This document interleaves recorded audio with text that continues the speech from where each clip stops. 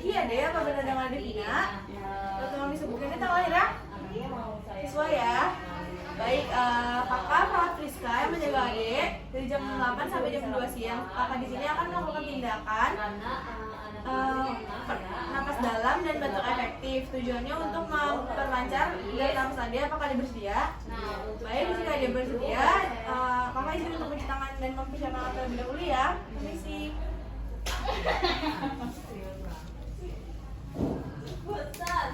Ya udah ulang. 1, 2, 3.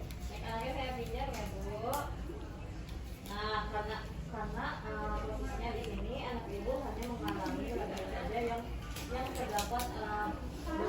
Ini kita mulai ya. Sedangkan nanti kakaknya ibu. Adik, pertama boleh ikut di tangan. Tarik nafas. Buang. Tarik nafas. Segini. Jadi kita Buang. bisa Tarik nafas. Buang.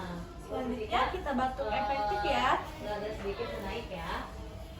Selanjutnya untuk jika anak ibu tidak terdapat langit-langit mulutnya, maka masukkan Adik boleh tolong tarik nafas lagi. ini.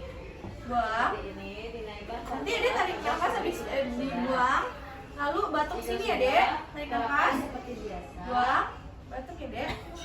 Sekali lagi. Nah, ini bayinya sudah saya berikan sudah ibu. Terapkan kata Jana, jangan